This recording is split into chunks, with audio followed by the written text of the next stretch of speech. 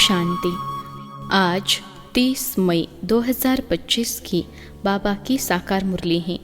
मुरली के महावाक्य हैं, मीठे बच्चे, तुम अभी शांति धाम सुख धाम में जाने के लिए ईश्वरीय धाम में बैठे हो। यह सत का संग है जहाँ तुम पुरुषोत्तम बन रहे हो। प्रश्न है, तुम बच्चे बाप से भी ऊंच हो, नीच नहीं, कैसे? उत्तर है, बाबा कहते, बच्चे, मैं विश्व का मालिक नहीं बनता, तुम्हें विश्व का मालिक बनाता हूँ, तो ब्रह्मांड का भी मालिक बनाता हूँ। मैं ऊंचते ऊंच बाप तुम बच्चों को नमस्ते करता हूँ, इसलिए तुम मेरे से भी ऊंच हो। मैं तुम मालिकों को सलाम करता हूँ, तुम फिर ऐसा बनाने वाले बाप को सलाम करते हो। ओम शांति। मीठे मीठे रूहानी बच्चों को नमस्ते। रेस्पॉन्ड भी नहीं करते हो, बाबा नमस्ते, क्योंकि बच्चे जानते हैं बाबा हमको ब्रह्मांड का मालिक भी बनाते हैं और विश्व का मालिक भी बनाते हैं। बाप तो सिर्फ ब्रह्मांड का मालिक बनते हैं, विश्व का मालिक नहीं बनते। बच्चों को ब्रह्मांड और विश्व दोनों का मालिक बनाते हैं। तो बताओ, बड़ा कौन ठहरा? बच्चे बड़े ठहरे ना, इसलिए बच्चे फिर नमस्ते करते हैं। बाबा, आप ही हमको ब्रह्मांड और विश्व का मालिक बनाते हो, इसलिए आपको नमस्ते। मुसलमान लोग भी मालेकम सलाम, सलाम मालेकम कहते हैं ना। तुम बच्चों को यह खुशी है, जिनको निश्चय है, निश्चय बिगर तो कोई यहाँ आ भी न सके। यहाँ जो आते हैं वह जानते हैं हम कोई मनुष्य गुरु के पास नहीं जाते हैं। मनुष्य बाप के पास, टीचर के पास व मनुष्य गुरु के पास नहीं जाते। तुम आते हो रूहानी बाप, रूहानी टीचर, रूहानी सदगुरु के पास। वह मनुष्य तो अनेक हैं, यह एक ही है। यह परिचय कोई को भी था नहीं। भक्ति मार्ग के शास्त्रों में भी है कि रचता और रचना को कोई भी नहीं जानते। न जानने कारण उनको ऑर्फन कहा जाता है। जो अच्छे पढ़े लिखे होते हैं समझ सकते हैं हम सभी आत्माओं का बाप एक ही निराकार है। वह आ करके बाप, टीचर, सदगुरु भी बनते हैं। गीता में श्री कृष्ण का नाम बाला है। गीता है सर्वशास्त्रमयी शिरोमणि, सबसे उत्तम ते उत्तम। गीता को ही माई बाप कहा जाता है और जो भी शास्त्र हैं उनको मात पिता नहीं कहेंगे। श्रीमद् भगवद गीता माता गाई जाती हैं। भगवान के मुख कमल से निकली हुई गीता का ज्ञान।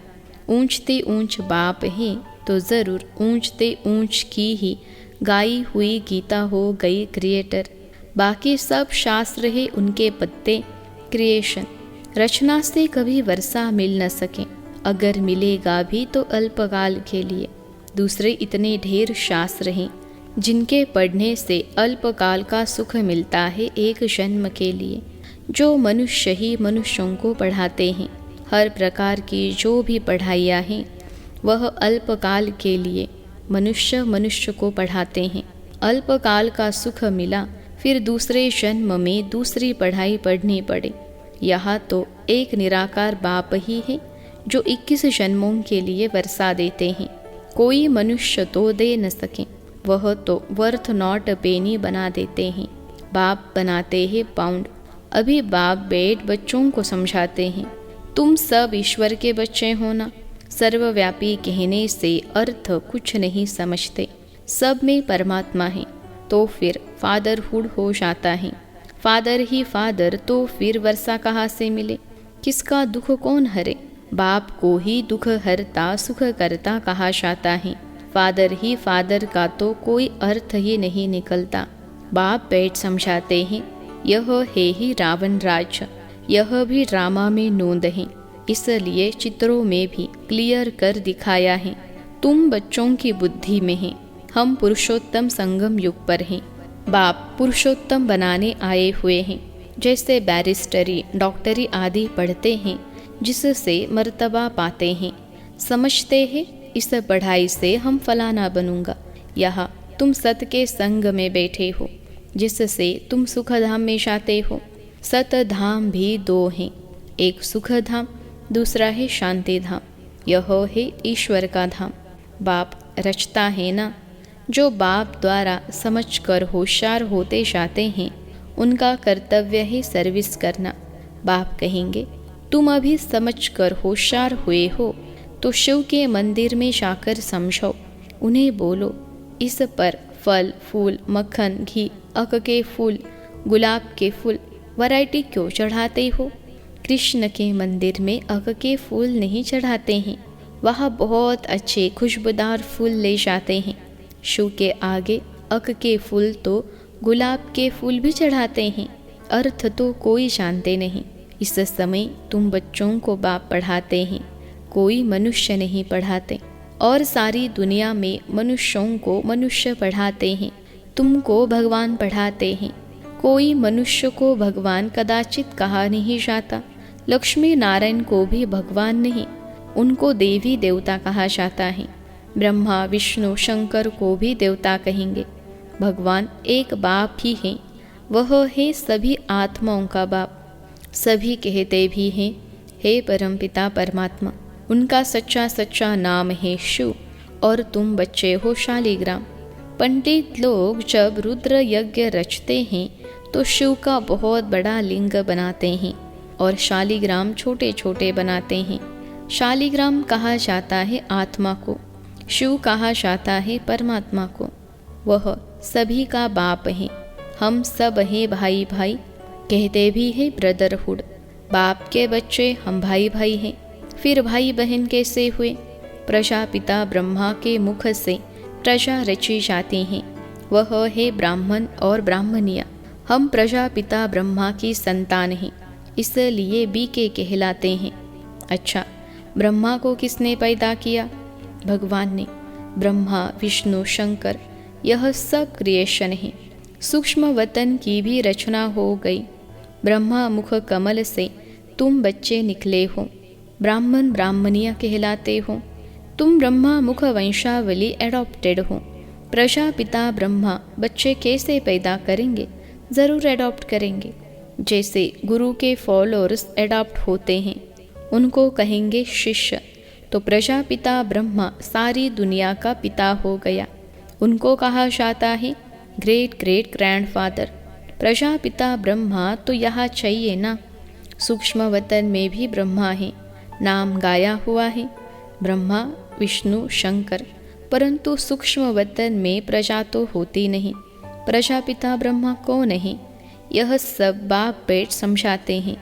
वह ब्राह्मण लोग भी अपने को ब्रह्मा की औलाद कहते हैं। अब ब्रह्मा कहाँ है?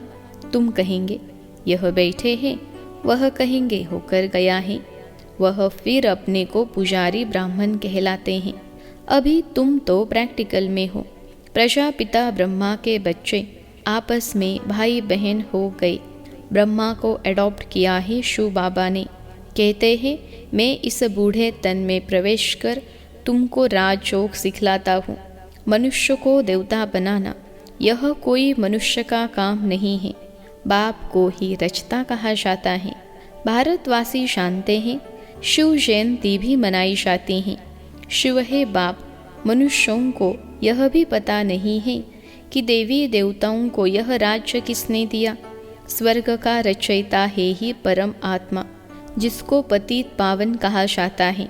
आत्मा असुल पवित्र होती है, फिर सतो रजो तमो में आती हैं। इस समय कलयुग में सब है तमो प्रधान, सतयुग में सतो प्रधान थे। आज से 5000 वर्ष पहले इन लक्ष्मी नारायण का राज्य था। 2500 वर्ष देवताओं की डिनेस्टी चली, उनके बच्चों ने भी राज्य किया ना।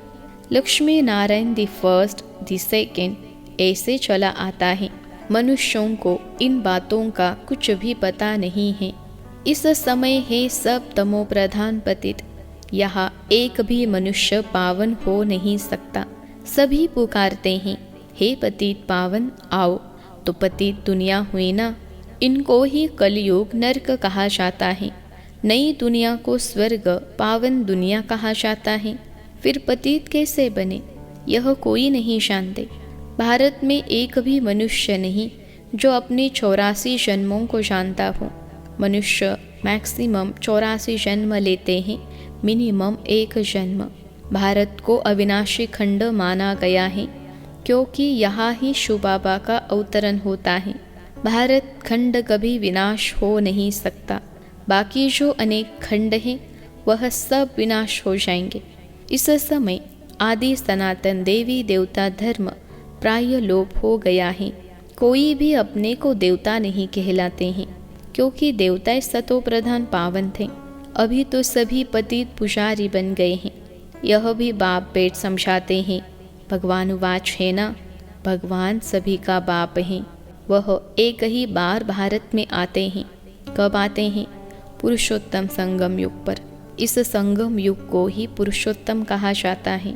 यह संगम युग है कलयुग से सतयुग, पतित से पावन बनने का। कलयुग में रहते हैं पतित मनुष्य, सतयुग में है पावन देवता, इसलिए इनको पुरुषोत्तम संगम युग कहा जाता है।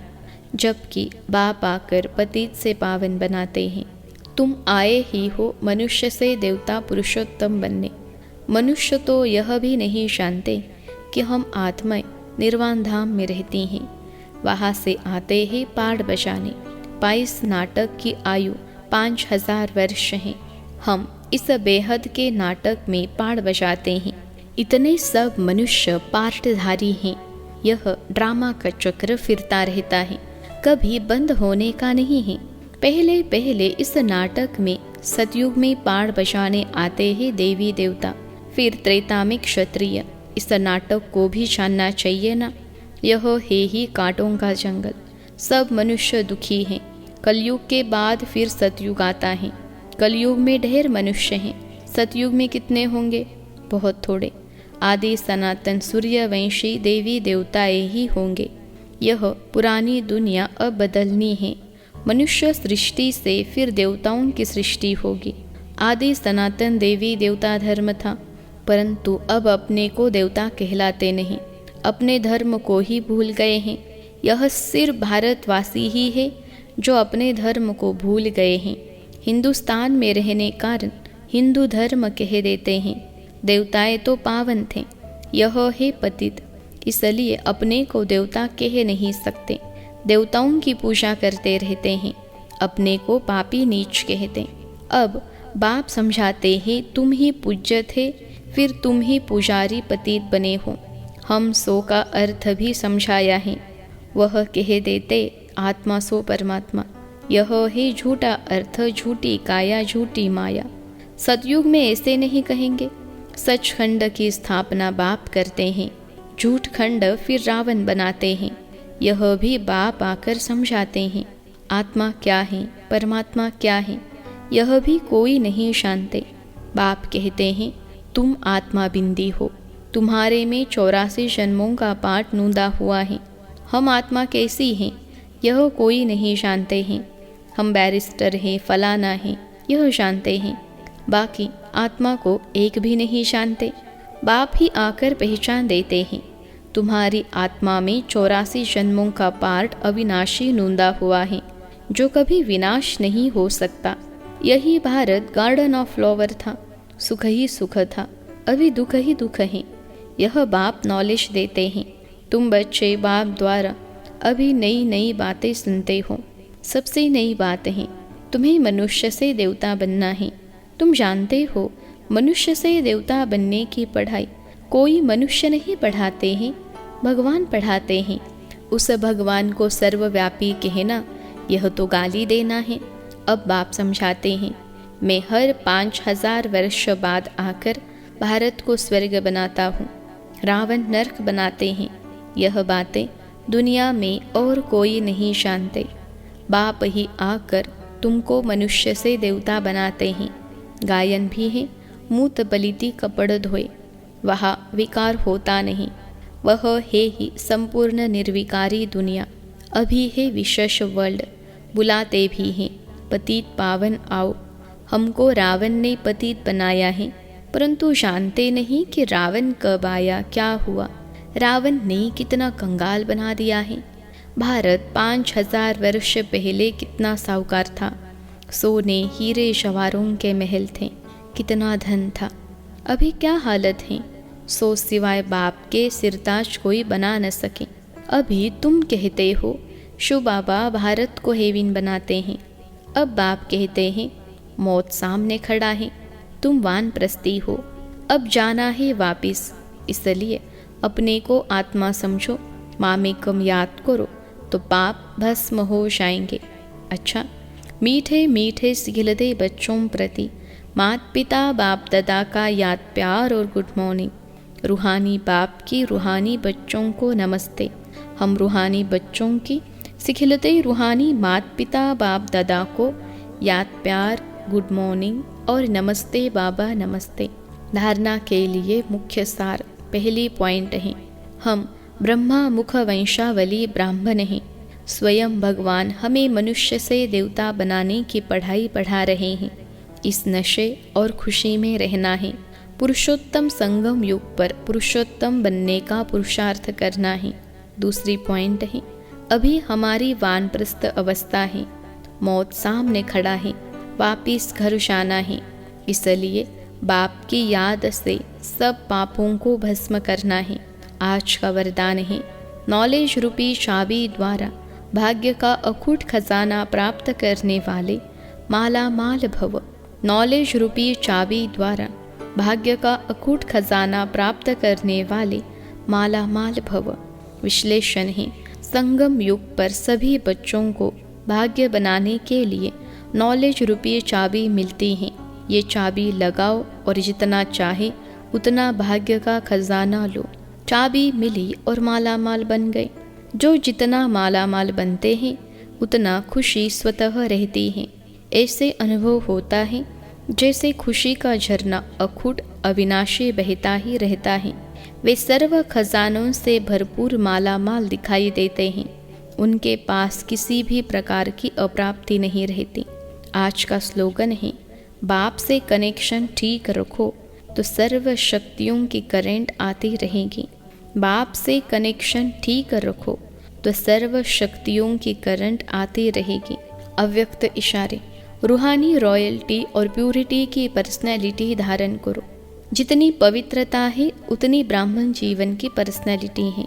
अगर पवित्रता कम तो पर्सनैलिटी कम। ये प्यूरिटी की पर्सनैलिटी सेवा में भी सहज सफलता दिलाती हैं। लेकिन यदि एक विकार भी अंश मात्र है तो दूसरे साथी भी उसके साथ जरूर होंगे। जैसे पवित्रता का सुख शांति से गहरा संबंध है, ऐसे अपवित्रता का भी 5 विकारों से गहरा संबंध है।